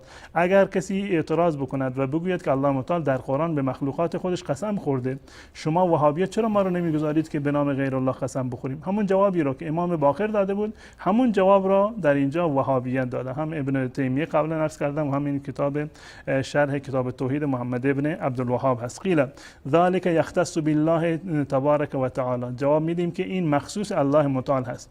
فهو یقسم بما شاء من خلقه، الله متعال قسم میخورد به مخلوقاتش به هر چیزی که بخواهد. دقیقاً همون حرف امام باقر و امام جواد. لما فی ذلك من الدلاله على قدرت الرب و وحدانیته و الهیته و علمه و حکمته و غیر ذلك من صفات کماله، زیرا که قسم خوردن الله متعال به مخلوقاتش معنیش قدرت رب، وحدانیت رب، معبود بودن و علمش و حکمتش و دیگر صفات کمال الله متعال هست. این بیانگر این صفات کمال الله متعال است. و اما المخلوق فلا یقسم الا بالخالق تعالی، مخلوق فقط باید به نام خالق قسم بخوره. همون حرفی رو که امام باقر فرموده بودن، فالله تعالی یقسم بما شاء من خلقه و قد نهانا عن الحلف بغیره، و ما رو منع کرده از قسم خوردن به نام غیر الله. روایات فوق حد تواتر در مذهب شیعه و روایات صحیح و صریح در مذهب اهل سنت و که از رسول الله نقل شده. و قد نهانا عن الحلف بغیره فیجب علی العبد التسلیم والاذعان لما جاء من عند الله، پس بنابراین واجب هست بر انسان مسلمان که تسلیم بکند و بپذیرد اون چیزی که از جانب الله متعال اومده. وقتی که روایات فوق حد تواتر اومده از امامان شیعه، شیعیان واقعی باید تسلیم بشوند و اذعان بکنند و قبول بکنند، نه این که بگویند که این حرف انسانهای بیخرد هست یا انسانهای بیذوق هست یا کسانی هست که آشنایی ندارند و بخواهند که با این توجیهات قول امام معصوم خودشون را به دیوار بزنند. مطالب دیگری هست اما وقت بینندگان عزیز رو من نمیخوام بیشتر از این بگیرم. جزاکم الله خیر. بله بینندگان عزیز گرامی، از همین لحظه ما تماس شما عزیزان را خواهیم گرفت. امیدواریم دوستان در رابطه با موضوع برنامه صحبت بکنن و این تاکیدم خدمت شما عزیزان داشته باشم که موضوع برنامه چرا الله سبحانه و تعالی به بندگانش قسم خورده و چرا آخوندهای شیعه مردم را تشویق میکنن که به غیر الله سبحانه و تعالی قسم یاد بکنن. بله سلام علیکم،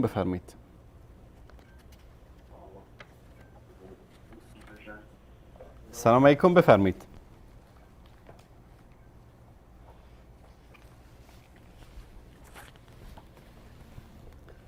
سلام علیکم بیننده گرامی، بفرمایید.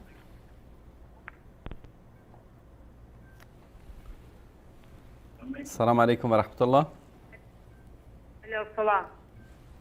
علیکم السلام و رحمت الله. سلامت باشید. یه سوالی داشتم.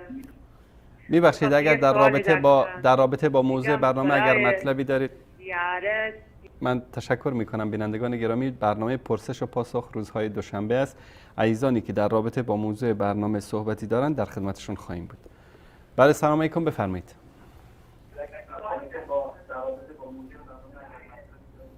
بیننده گرامی بفرمایید لطفاً صدای تلویزیون رو ببندید. الو، سلام علیکم. علیکم السلام و رحمت الله.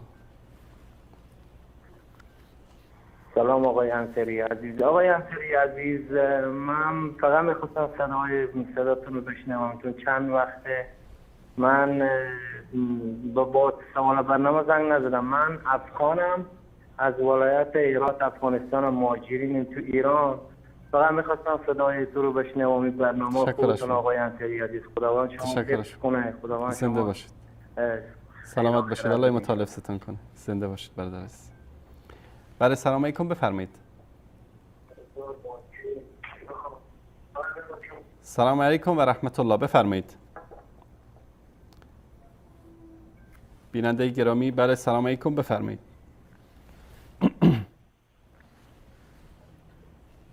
الو. بله سلام علیکم، بفرمایید.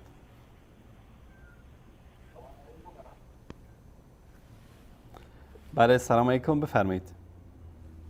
علیکم السلام و رحمت الله و برکاته. بفرمایید برادر عزیز. خواستم در رابطه با این برنامه که ما نمایش داده مولانا عبدالقدوس بسیار منطقی و علمی صحبت کردن و در ضمن این اضافه میکنم که خداوند عقل سالم ایجاد میکنه که خداوند ذات کبریا و اعلی و بالا است. مقام ذات خداوند یکتا هیچ مقامی وجود نداره. درست. از این رو قسم یاد میکنه به مخلوقات خودش. مخلوقاتش هم خیلی زیبا، خورشید، ماه، خانه خدا، بیت المقدس، همینطوری که شما بیشتر میفهمید، بیشتر میدونید. دیگه نیازی نیست که از کسی مشورت بطلبه. همینطوری که امامان سلف گفتن، از خود نگفتن، از قرآن ریشه گرفته. طبق قرآن منطق احادیث پیامبر صلی الله علیه و سلم است. درست. تشکر از شما برادر عزیز. باید افتخار همه مسلمان است.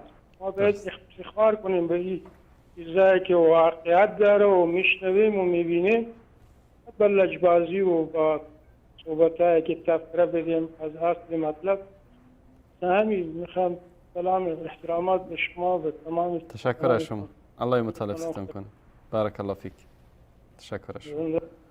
بله سلام علیکم بیننده گرامی، بفرمایید. سلام علیکم. علیکم السلام و رحمت الله. میخواستم با هم صحبت کنم. دارید با من صحبت میکنید برادر عزیز، بفرمایید. میخواستم از برنامه خوب تشکر کنم. تشکر از شما برادر عزیز. الله مطالب ستون کنه. زنده باشید. خدا نگهدار. بله سلام علیکم، بفرمایید. الو، سلام علیکم. علیکم السلام و رحمت الله. این جناب استاد حالتون چطوره؟ سلام عرض میکنم خدمت شما و جناب استاد. من خب خیلی وقت بود میخواستم با تماس بگیرم. البته یه بار توی برنامه استاد تماس گرفتم و صحبت کردم. من خداوند یکی از کشورهای اروپایی هدایت کرد. بعد خدا رو شکر اول یه کار خدمت استاد کنم که یکم خوشحال بشین همه زحمت. باذن الله من در از 3000 نفر کردم، فقط به هدایتشون کردم به الله و انشاءالله الان بیشتر خانواده هم کتاب پرست شدن و حدودا 70-80 نفر از خانواده همون همه کتاب پرست الحمدلله. به شما کردم. بله من در مورد این برنامه کنم صحبت کنم که خب من وقتی صحبت از هدایت میشه خیلی از فکرهای مختلف مردم صحبت میکنم و میبینم که این همین قسم خوردن به غیر از خدا خودش یه راهی برای اینکه از خداوند دور بشن. یعنی که قشنگ حس میکنی که اینا از خداوند دور شدن. حالا چرا؟ چون خود یکی از این مورداییه که همین جناب آخوندان شیعه باعث شدن که مردم از چیز دور بشن. درست. و متشکرم خیلی هم از برنامه‌تون. تشکر از و شما. انشالله خدا الله شما مطالب هم ستون ما رو کنه. الله مطالب زنده ستون باشید. کنه. خدا نگهدار. بله سلام علیکم، بفرمایید. سلام علیکم. علیکم السلام و رحمت الله و برکاته. سلام علیکم و رحمت الله. خسته نباشید. سلامت باشید برادر عزیز. الله مطالب ستون کنه. من احمد هستم از هرمزگان. بفرمایید احمد آقای بزرگوار. کتاب آقای کی بود که درباره غیر الله گفت؟ درباره غیر الله گفت این آیت الله جعفر سبحانی بود و آیت الله نجم الدین طبسی گفته بودن که این ائمه‌ای که گفتن به غیر خدا قسم نخورید آدمای بی‌ذوقی بودن. بله اینا میخواهند که الله به مخلوقاتش قسم نخورده، اینا میخواهند که به مخلوقات خودشون قسم بخورند. درست. تشکر از شما برادر عزیز. به الله مخلوقات مطالب خودشون امامزاده‌هاش خود درست کردن میخواهند قسم بخورند. به نظر شما هدفشون این است که بازار همین گنبد و بارگاه و امامزاده‌های خودشون رو گرم بکنن؟ بله بله. تشکر از شما برادر عزیز. احمد آقای گل. تشکر از شما. خداحافظ شما. خدا سلامت نگهدار. باشید. خدا نگهدار. بیننده بعدی سلام علیکم، بفرمایید. سلام علیکم، خسته نباشید. سلامت باشید بیننده گرامی. ضمن عرض سلام خدمت مجریان محترم. چون متاسفانه اکثریت شیعیان هدفشون از قسم خوردن کلا سر همدیگر گذاشتن هست، پس بهتره که با همون مخلوقات خدا قسم بخورن. انشاءالله که موفق باشید. سلامت باشید. تشکر از شما برادر عزیز. الله مطالب ستون کنه. بله سلام علیکم، بفرمایید. سلام علیکم. علیکم خسته نباشید. سلامت باشید. استاد حالا اول شما خیلی ممنون. این درباره قسم خوردن برنامه درسته؟ بله بله. خب این قسم خوردن تو ایران اگر نباشه نمیتونه کاسبی کنن. خب یارو میگه مثلا به ارز عباس میگن خیلی این قیمت به ارز عباس میشه این قیمت. این یه جور کلید و خود رمزشونه. چیکار کنه اگه قسم نخورن؟ کسی هر بشه باور نمیکنه. کلا قسم خوردن یه کلید رمز. چیکار کنه؟ علی جان میگه مثلا مشکل ما این است که آیات اعظام میگن که اینایی که میگن به غیر خدا قسم نخورید اینا انسانهای بی‌ذوقی هستن. یعنی امام جواد و امام باقر بله خب نونشون بریده میشه قسم نخورن. یارو مثلا میره روز اول مجلس قسم بخوره به قرآن، بعد راحت میگه همه کار میکنه. درست. تشکر علی جان. تشکر از شما. قربان شما. سلامت باشید. خب میگم که موجب بشه نونی رو بریده میشه. درست. یه جو قسم برای اینا یه نونیه دیگه. قربان با سلامت. تشکر از شما. خدا نگهدار. خدا حافظ. بله سلام علیکم، بفرمایید. سلام علیکم. علیکم السلام و رحمت الله.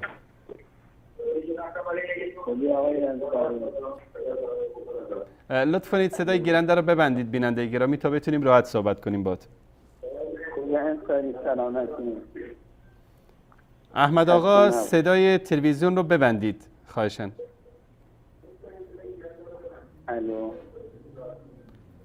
احمد جان برادر عزیز اهوازی صدای تلویزیون رو ببندید لطفاً. خب ایشون ظاهرا صدای ما رو نمیشنن. تماس بعدی سلام علیکم، بفرمایید. سلام علیکم. خسته نباشید. سلامت باشید. عباس هستم از ایران. عباس جان بفرمایید برادر عزیز. من الان زدم که به کسی نظرش کردم در مورد قسم گفته بودین درسته؟ بله ما خدمت بینندگان اینجا تقریبا 12 مصدر از مصادر شیعه رو که نشون دادیم که احادیث صحیح وجود داره که ائمه بزرگوار اهل بیت خاصتا امام جعفر صادق، امام محمد باقر، امام جواد، محمد جواد اینا منع کردن از قسم خوردن به غیر الله. آقای طبسی و آقای جعفر سبحانی دو تا از آیات اعظام قم گفتن که اینا انسان‌های بی‌ذوقی بودن که گفتن به غیر خدا قسم نخورید. یعنی به غیر از خدا من اتفاقا من امروز بحثی برآمد پیش اومد خب بله. تو خونه خودمون بعد من طبق روال همیشگی طبق عادت همیشگی من گفتم به ابوالفضل من این کارو نکردم به هم بابام گفتم نه تو قسم دین خودتو بخور گفتم قسم دین ما ناکو دین منو تو نداره ما یه خدا داریم من میتونم بگم خدا شاهده خب یعنی که نمیتونم بگم نه به خدا قسم اینا قسم و دالا قسم و دروغ گفتنش راست گفتنش میگن مثل معصیت داره درسته این کار رو گفتم درست بعد گفتم نه ولی بعد بهشون گفتم من اگه دارم میگم به ابوالفضل به حضرت علی به امام حسین یا به امام حسن برکی آخه این قسم نیست این روال ما شده یعنی من آخه بعضی اوقات من پیش میاد واسم یه قضیه میخوام یه چیزی بلند کنم میگن یا علی خب بعد یه لحظه مکس میکنم خب من میگم خب من گفتم یا علی دیگه این عادته یه چیز به زبونیه ولی بابت قسم خوردم از کنم راست دروغ خب معصیت داره من یه سری خواستم قضیه قسم بگم من توی دادگاه بودم یه قضیه به من پیش اومده بود من گفتم که باید قسم بخوری گفتم قسم به چی گفتن با قرآن وضو بگیری بیا قسم بخوری سن قرآن گفتم نه من قسم نمیخورم من شاهد میارم حالا اگه یه آقایی که فکر میکنی این قضیه رو راست گفته چون بیاد قسم بخوره و قضیه اون خیلی راحت حالا من قسم خوردنم من دیدم که به راحتی قسم میخوردم نه با قرآن و اینم دنبال لحظه ای هم دنبال اینی که اگه گفتی آره با خدا قسم قضیه باید پیش اومده اما لحظه حالا اگه دروغ هم گفته باشی خدا نه راه کنید یه چیزایی هستن خدا انقدر صبر داره که سعی میکنن بکنم نسبت به قسم هم همون قضیه پیش میاد همین قضیه که گفتم حالا میگن به حضرت عباس به ابوالفضل به امام حسین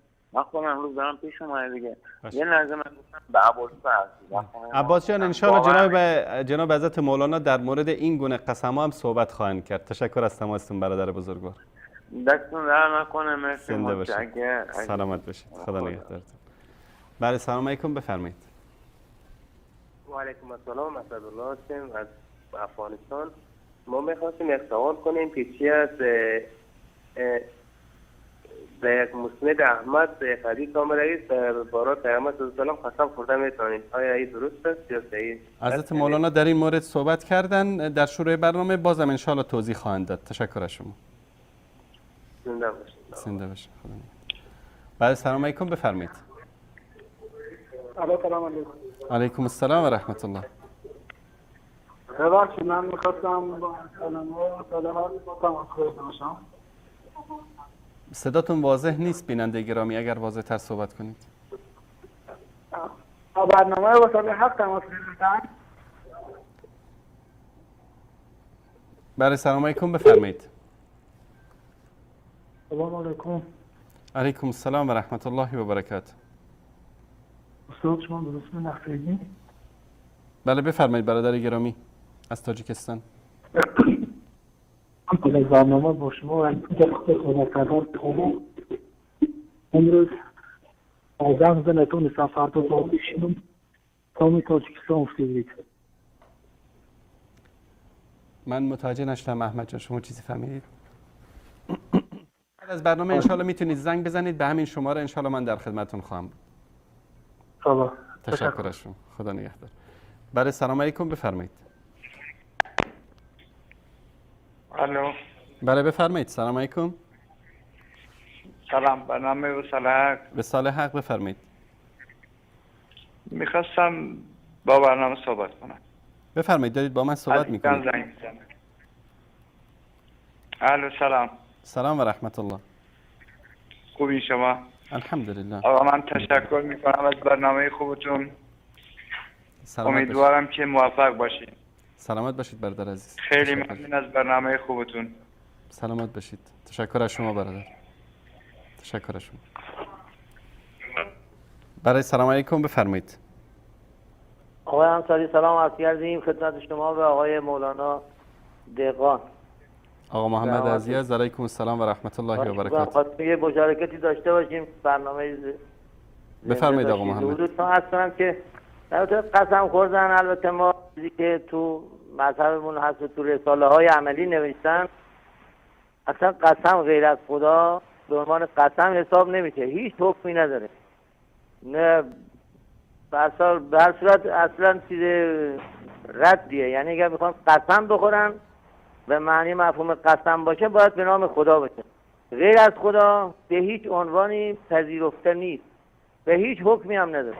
حتی گفتم مثلا به صفات پروردگارم میشه قسم خورد. اینی که تو رساله در کجا گفته این قضیه رو که قسم خوردن به غیر الله اصلا جایز نیست؟ تو رساله عملیه، تو رساله های عملی همه جا در باب قسم خوردن اینا رو توضیح دادن، تو تمام رساله هم هست. خب چرا سوال من این است که چرا آیت الله سبحانی و آیت الله مکارم شیرازی تو این کتاباشون گفتن قسم خوردن به نام غیر خدا جایز است؟ اگر اصلا قسمی نیست خب حرفی نداریم. مراجع شما درسته، اون چیزی که در کتابای توضیح المسائل نوشتن بله من قبول دارم، اما چرا اصرار دارند که برخلاف نظر امامان معصوم ثابت بکنند که قسم خوردن به نام غیر الله جایز هست؟ سوال اینجاست. ببینید آقای دهقان عزیز، اینا میفرمایند که اصلا قسم نیست. اونی که شما میگید مثلا به جان فلانی، این اصلا قسم نیست، این یه چیز رایجیه بین خود مردم. این بین خود مردم اینا رد و بدل میشه. این دوربین فعال بکنید در اینجا. محمد آقا بزرگوار دوربین رو فعال میکنن، شما نگاه بکنید اینجا. دلایل ما بر جواز قسم به غیر خدا، این قسم به غیر خدا هست یا نیست؟ چطور میگن قسم نیست؟ دلایل ما بر جواز قسم به غیر خدا هم ایشون گفتند، هم ناصر مکارم شیرازی در کتاب سوگندهای پربار قرآن گفتند و هم آیت الله طوسی و خیلی دیگر از مراجع معاصر شما گفتند. یعنی میخوان برخلاف نظر امامان شیعه ثابت بکنند که قسم خوردن به نام غیر الله جایز هست.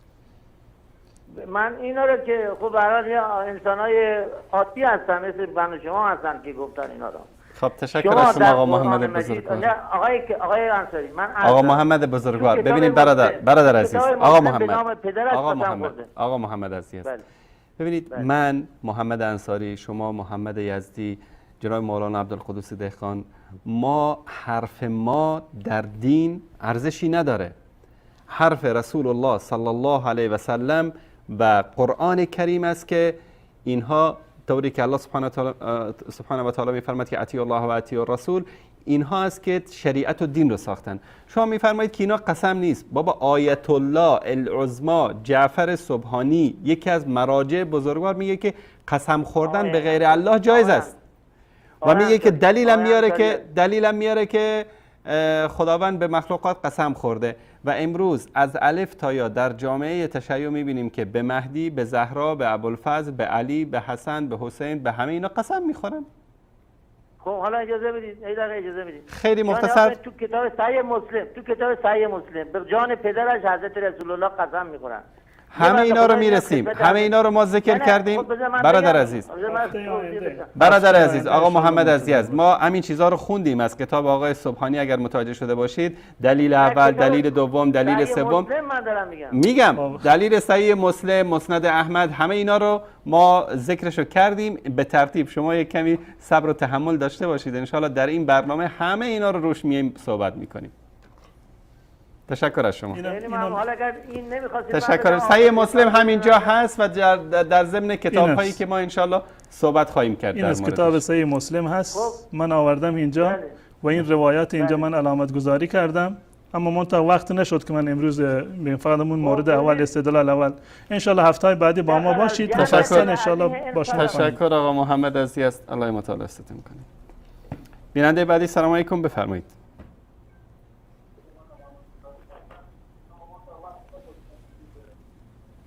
سلام علیکم و رحمت الله، بفرمایید بیننده گرامی. بفرمایید. بفرمایید بلندتر صحبت بکنید برادر عزیز. خدمت شما و بله. آخرین بیننده سلام علیکم، بفرمایید. سلام علیکم. علیکم السلام و رحمت الله و برکاته. ببخشید یه سوال نشه میتونم مطرح کنم؟ اگر در رابطه با موضوع برنامه است بفرمایید. من ببخشید برنامه رو دیر باز کردم، میشه بگید می‌پوشیدین؟ انشالله دفعه دیگه از سر ساعت 8 شب به وقت تهران انشالله بیننده برنامه باشید، برنامه رو خواهید. جناب استاد در خدمت شما. ولی این بینندگانی که تماس گرفتن هیچ کدومشون آقای سبحانی و طبسی و مکارم شیرازی نبودند که ما ازشون خواسته بودیم که جواب بدن. اون مطلبی رو که نوشتن بنده از کتاب خودشون خواندم و امیدوار بودم که ایشون جواب بدن. نه ایشون جوابی دادند و نه کسی از علمای شیعه جوابی رو دادند. مطالبی که در اینجا بینندگان مطرح کردن آقای علی بود که گفتند که صرفاً برای کلاه گذاشتن سر مردم هست که قسم میخورند به غیر الله متعال، و واقعا اینطوری هست که ضرب المثل معروفیه که ما قسم به ابوالفضل رو قبول بکنیم یا دم خروس رو، صرفاً برای این که مردم را فریب بدهند قسم میخورند. و سوال ما این است که چرا علمای شیعه جلوی این کلاهبرداری ها رو، قسم های دروغین رو به نام غیر الله را که برخلاف نظر امامان معصوم شیعه هست جلوی این رو نمیگیرند، واقعیت رو چرا بیان نکردند؟ و آقای محمد از یزد گفتند که هیچ گونه حکم شرعی نداره. بله، خب دقیقاً حرفی که آقای محمد یزدی زدن دقیقاً حرف آقای علی هست. وقتی که ما میگیم که هیچ حکم شرعی نداره، حکم شرعی که داره. امام معصوم شما گفتن، من هفته گذشته این روایات رو خدمت بینندگان عزیز آوردم و نشون دادم که قسم خوردن به نام غیر الله شرک هست، که وقت نیست که نشون بدم. از کتاب وسائل نشون دادم و از مستدرک وسائل نشون دادم و امامانش رو گفته بودند که جایز نیست. امامان معصوم شما قسم خوردن به نام غیر الله را شرک دانستند. پس بنابراین این که شما بفرمایید هیچ حکم شرعی نداره، این گونه نیست. حکم شرعی دارد و حرام هست. و آقای چند نفر از علمای بزرگ شیعه که من در اینجا از اونها نقل قول کردم در ابتدای برنامه، صراحتاً گفته بودند که قسم خوردن به نام غیر الله بلا خلاف عصیان هست. کسی که قسم به نام غیر الله بخورد بلا خلاف عصیان هست. اگر یک قسمی که هیچ ارزشی رو نداشته باشه، به قول شما حکم شرعی نداشته باشه، اما در مقابلش شما مشرک بشید، در مقابلش شما گناهکار بشید، آیا نباید مراجع شیعه این خطر رو به شما هشدار بدند که ای مردم، قسم خوردن به ابوالفضل و به فلان و بهمان قبول نیست، منعقد نیست، اما یک محظوریت شرعی دارد، حرام هست بالاتفاق. امامان گفتند که کفر، شرک هست و ناجایز هست. این مطالب رو باید برای شما بیان میکردم، نه این که به بهانه رد وهابیت و رد کردن مذهب وهابیت یا اهل سنت و الجماعت بیان شما رو در یک مسیری بندازند که مرتکب شرک و خرافات بشید. ایشون گفتند که نه، هیچ گونه حکم شرعی نداره. حکم شرعی دارد. ائمه شیعه گفتند که حرام، ناجایزه، به نظر ما درست نیست و کفر و شرک هست. روایت من خدمت بینندگان نشان دادم. خب الان بگذاریم روی این که هیچ حکم شرعی ندارد. بله، مراجع شیعه گفتند در کتابای رسائل خودشون، خصوصا آقای لنکرانی که من قبل از برنامه رساله ایشون رو مطالعه می‌کردم و بسیاری، حتی خود آقای ناصر مکارم، من رسائل اینها رو نگاه کردم و در کتاب خودشون هم گفتن، سوگندهای پربار قرآن، که چند مورد هست که اولا من از خود کتاب وسائل اینجا نشان داده یک بابی رو منعقد کرده بود که قسم به نام غیر الله منعقد نمی شود. منعقد نمی شود یعنی چی؟ یعنی این که شما چه قسم بخورید چه قسم نخورید، قسم شما منعقد نیست. این یک مطلب. اولا قسم به غیر الله منعقد نیست. دوما کفاره ندارد. و اگر کسی 1000 مرتبه هم قسم بخورد به نام ابوالفضل، واجب نیست که بر قسم خودش وفا بکند. یعنی همون قسم، یعنی کلاه گذاشتن سر مردم. و در هیچ کدام از دادگاه‌های معتبر ایران هم معتبر نیست. اگر کسی به نام غیر الله بیاد قسم بخوره برای اثبات یک حقی، چون چیزی رو قبول نمی‌کنند. اما در مقابل امامان شما گفتند که شرک هست. الان سوال من اینجا هست که از مراجع شیعه، قسمی که برای اثبات حق نیست، قسمی که برای این نیست که مردم ما رو تصدیق بکنند، با اینکه حق ما را بدن، قسمی که اصلا منعقد نمی شود، قسمی که اصلا کفاره ندارد، قسمی که اصلا در دادگاه‌های ایران معتبر نیست، چرا مراجع شما میان دفاع بکنند بر خلاف وهابیت که چنین قسمی رو ثابت بکنند به خورد مردم بدن؟ حرف ما هم دقیقاً همین هست. که این نوع قسم خوردن ها احکام شرعی نداره، نه تنها نزد شیعه، نزد اهل سنت و الجماعت هم چون این قسم های درست نیست، حکم شرعی ندارند. لازم نیست که شما بر چنین قسمی پایبند باشید، منتها شما با چنین قسمی گناهکار شدید. اجماع شیعه در این زمینه هست. به قول امامان شیعه و رسول الله صلی الله علیه و سلم هر کسی که چنین قسمی بخورد مشرک شده. آیا جایز هست از نظر عقلی که شما بیاید یک قسمی رو بخورید که هیچ گونه فایده‌ای برای شما نداره، نه حقی رو برای شما اثبات میکنه، نه ضرری از شما دفع میکنه، نه در دادگاه قبول هست، نه کفاری داره، نه لازم است که شما بر اون عمل بکنید، نه اینکه منعقد میشود، بازم بیاید چنین قسمی بخورید و خودتان را گناهکار بکنید؟ این رو هیچ انسان عاقلی در واقع فکر نمی‌کنم که قبول بکند. که یک بحثی است که ان شاءالله در ادامه مطالب یک از نکاتی که من میخوام عرض بکنم این مورد هست. مورد دیگر که در مورد سوگند لغو بود که ایشون گفتن سوگند لغو هست، این اصلا سوگند نیست بلکه شرک هست. بله گفته بودند که لغو هست. اگر این معنی لغو بودن این نیست، این به تصریح روایات شیعه و سنی این شرک هست، شرک اصغر هست. حتی خود آقای ناصر مکارم که در هفته قبل من از تفسیرشون خوندم گفته بود قسم خوردن به نام پدر یکی از مظاهر شرک خفی هست. در کتاب تفسیر خودشون در تفسیر آیه‌ای که در ابتدای سوره بقره بود که به صورت مفصل من در آخر نشوندم. قسم لغو، بله قسم لغو ما داریم، حتی به نام الله متعال قسم لغو داریم. این قسمی که هیچ گونه حکم شرعی بر آن مترتب نمی شود. الله متعال در سوره بقره میفرماید لا یؤاخذکم الله باللغو فی ایمانکم. الله متعال شما را با قسم‌های غیر منعقده و با قسم‌های لغو شما را مؤاخذه نمی‌کند. قسم لغو یعنی چی؟ یعنی این که چیزی که تکیه کلام شما هست، والله من اومدم والله رفتم فلانی رو دیدم، این والله اکثر زبان شما هست و به معنی قسم خوردن نیست. این در واقع قسم لغو هست و حکم شرعی ندارد. شما با این گناهکار هم نمیشوید و در روایت اهل سنت و الجماعت این به صورت فراوان ذکر شده. اما متاسفانه در جامعه ما این گونه هست که اگر کسی رو بگوییم که به نام الله قسم بخور، حاضر است قسم بخوره. اگر بخوایم قسم محکمی بدیم، حالا میگم به نام ابوالفضل قسم بخور، حاضره که به دروغ به نام الله قسم بخوره، اما حاضر نیست که قسم ابوالفضل رو بخوره.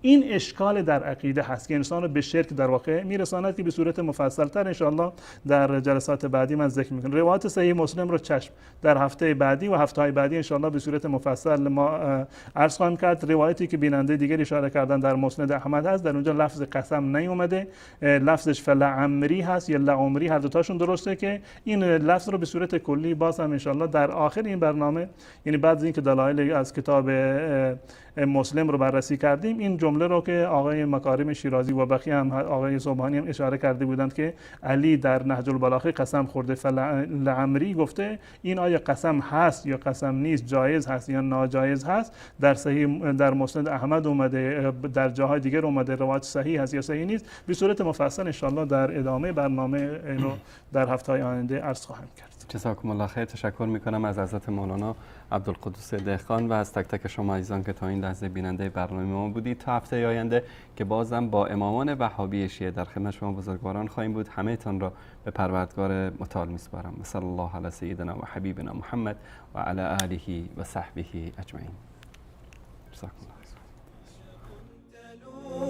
ومنهج يتألق درر هنا تبدو كشمس تشرق يهدي لنا هديا بديعا مبهرا من سنة الهادي بها نتوثق.